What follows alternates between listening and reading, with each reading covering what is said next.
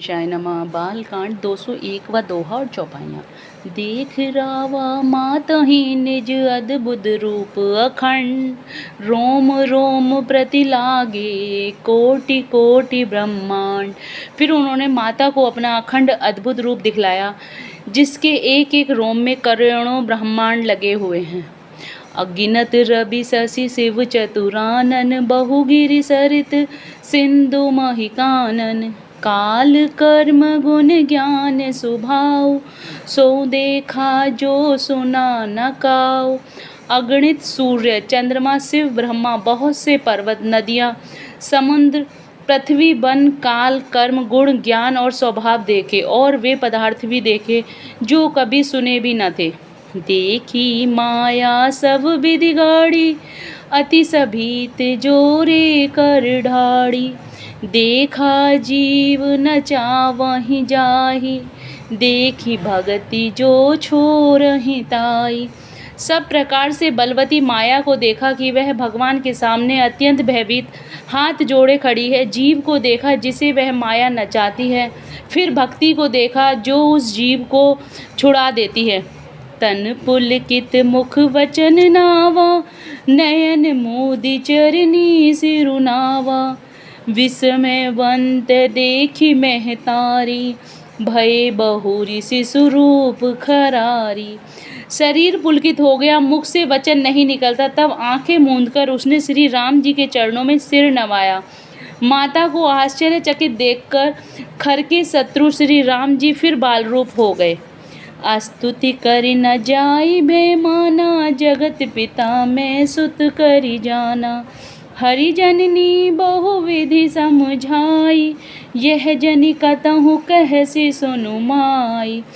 स्तुति भी नहीं की जाती, वह डर गई कि मैंने जगत पिता परमात्मा को पुत्र करके जाना। श्री हरि ने माता को बहुत प्रकार से समझाया और कहा, हे माता सुनो, यह बात कहीं पर कहना नहीं। 202वां दोहा।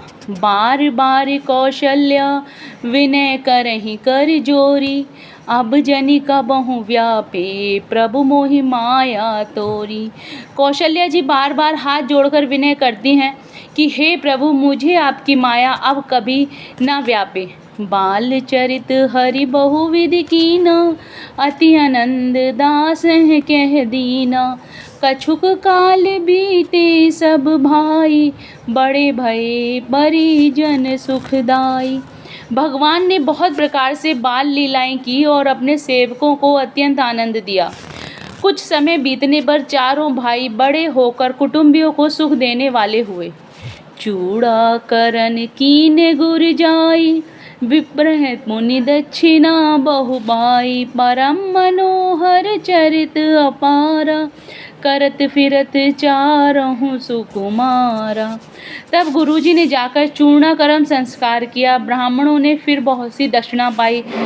चारों सुंदर राजकुमार बड़े ही मनोहर अपार चरित करते फिरते हैं।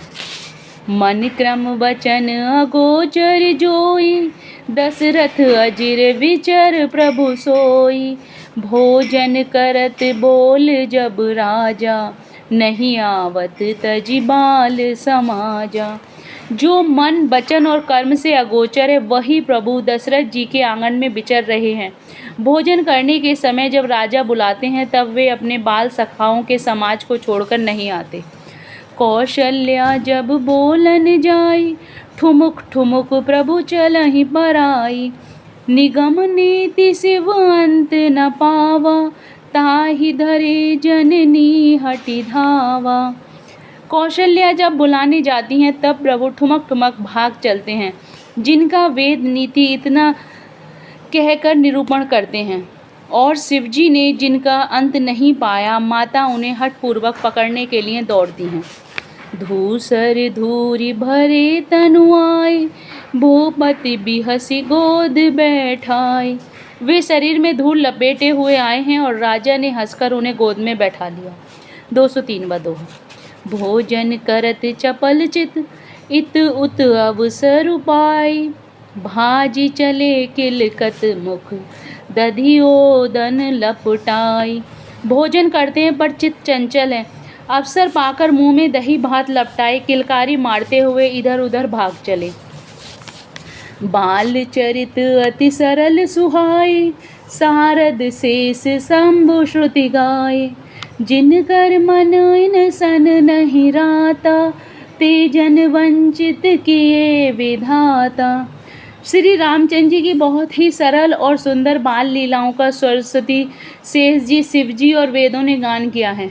जिनका मन इन लीलाओं में अनुरक्त नहीं हुआ, विधाता ने उन मनुष्यों को वंचित कर दिया। भय कुमार जब ही शब भ्राता, दीन जनहु गुरु पितु माता। गुरु गृह गए पढ़न रघुराई, अलप काल विद्या सब आई। ज्यों ही सब भाई कुमार अवस्था के हुए, त्यों ही गुरु, पिता और माता ने उनका यज्ञोपित संस्कार कर दिया। श्री रघुनाथ जी गुरु के घर में विद्या पढ़ने गए और थोड़े ही समय में उनको सब विद्याएं आ गईं। जाकी सहज श्वास श्रुतुचारी, सो हरि पढ़े यह कौतुक भारी। विद्या विनय निपुण गुणशीला, खेल ही खेल सकल नृपलीला। चारों वेद जिनके स्वाभाविक श्वास है, वे भगवान पढ़े, यह बड़ा कौतुक है। चारों भाई विद्या, विनय, गुण और शील में निपुण हैं और सब राजाओं की लीलाओं के ही खेल खेलते हैं। करतल बाण धनुष अति सोहा, देखत रूप चराचर मोहा। जिन बिथन बिहर ही सब भाई, थकित होई सब लोग लुगाई। हाथों में बाण और धनुष बहुत ही शोभा देते हैं, रूप देखते ही चराचर मोहित हो जाते हैं।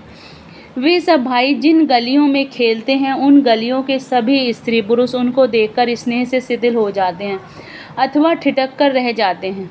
204 वधु। कौशलपुरवासी नर नारी, वृद्ध अरु बाल। प्राणहु ते प्रिय लागत, सब कहूँ राम कृपाल। कौशलपुर के रहने वाले स्त्री पुरुष, बूढ़े और बालक सभी को कृपालु श्री रामचंद्र जी प्राणों से भी बढ़कर प्रिय लगते हैं। बंधु सखा संग लेहि बोलाई, बन मृग्यानित खेलहि जाई। पावन मृग मारहि जिय जानी, दिन प्रति नृपहि दिखावहि आनी। श्री रामचंद्र जी भाइयों और इष्ट मित्रों को बुलाकर साथ ले लेते हैं और नित्य वन में जाकर शिकार खेलते हैं। मन में पवित्र समझकर मृगों को मारते हैं और प्रतिदिन लाकर राजा दशरथ जी को दिखलाते हैं। जे मृग राम बाण के मारे, ते तनु तजि सुरलोक सिधारे। अनुज सखा संग भोजन करहि, मातु पिता आज्ञा अनुसरहि। जो मृग श्री राम जी के बाण से मारे जाते थे, वे शरीर छोड़कर देवलोक को चले जाते थे। श्री रामचंद्र जी अपने छोटे भाइयों और सखाओं के साथ भोजन करते हैं और माता पिता की आज्ञा का पालन करते हैं। जेहि विधि सुखी होई पुर लोगा, करहि कृपा निधि सोई संजोगा। वेद पुराण सुनहि मन लाई, आपु कहीं अनुजहि समुझाई। जिस प्रकार नगर के लोग सुखी हों, कृपा निधान श्री रामचंद्र जी वही सहयोग करते हैं। वे मन लगाकर वेद पुराण सुनते हैं और फिर स्वयं छोटे भाइयों को समझाकर कहते हैं। प्रातः काल उठ के रघुनाथा, मातु पिता गुरु नावहि माथा। आयशु मांगी करहि पुर काज, देखी चरित हर सही मन राजा। श्री रघुनाथ जी प्रातःकाल उठकर माता पिता और गुरु को मस्तक नवाते हैं और आज्ञा लेकर नगर का काम करते हैं। उनके चरित्र देख कर राजा मन में बड़े हर्षित होते हैं। जय Shri Ram. Please like and subscribe the channel.